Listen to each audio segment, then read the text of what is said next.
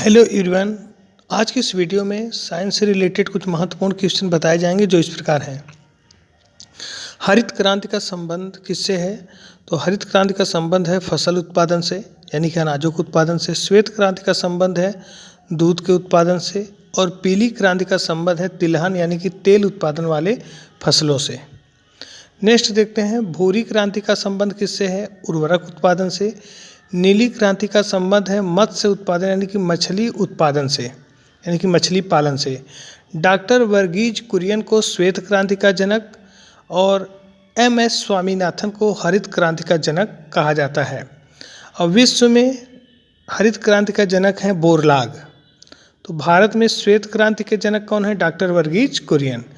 देखते हैं समस्थानिक किसे कहते हैं। एक ही तत्व के ऐसे परमाणु जिनका परमाणु क्रमांक समान तथा परमाणु द्रव्यमान भिन्न हो समस्थानिक कहलाते हैं। हाइड्रोजन के 3 समस्थानिक 1H1, 1H2, 1H3 और कार्बन के भी 3 समस्थानिक हैं, कार्बन 12, कार्बन 13, कार्बन 14। इसमें से 1H3 और कार्बन 14 दोनों रेडियो एक्टिव होते हैं जबकि और सभी नॉर्मल समस्थानिक होते हैं। नेक्स्ट देखते हैं, 19 पोटेशियम 40 और 20 कैल्शियम 40 दोनों का परमाणु भार समान है, अर्थात ये दोनों समभारिक हैं। किसी कोष में इलेक्ट्रॉनों की अधिकतम संख्या 2n² होता है, जहाँ पर n कोषों की क्रम संख्या या मुख्य क्वांटम संख्या होती है। K कोष में अधिकतम इलेक्ट्रॉनों की संख्या 2, L में 8, M में 18 और N में अधिकतम 32 इलेक्ट्रॉन होते हैं। शरीर का कौन सा अंग या ग्रंथि अमोनिया को यूरिया में बदलता है? तो हम लोगों के शरीर में होता है लीवर यानी कि जो यकृत होता है, यह अमोनिया को यूरिया में बदलता है। अमोनिया का फार्मूला होता है NH3 और यूरिया का NH2CO NH2। यदि किसी विलयन का pH मान 7 से कम है तो विलयन कैसा होगा? अम्लीय। अगर 7 से अधिक है तो क्षारीय और 7 है तो उदासीन। मानव शरीर का सबसे व्यस्त अंग क्या है? तो वह है हृदय। और हमारा हृदय कार्डियक पेशी का बना होता है और यह 1 मिनट में 72 बार धड़कता है।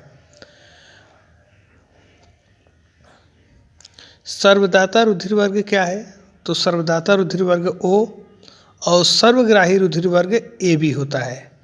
Mg डबल पॉजिटिव यानी कि मैग्नीशियम आयन में इलेक्ट्रॉनों की संख्या, तो मैग्नीशियम आयन में इलेक्ट्रॉनों की संख्या 10 होती है जबकि प्रोटॉनों की संख्या 12 होती है।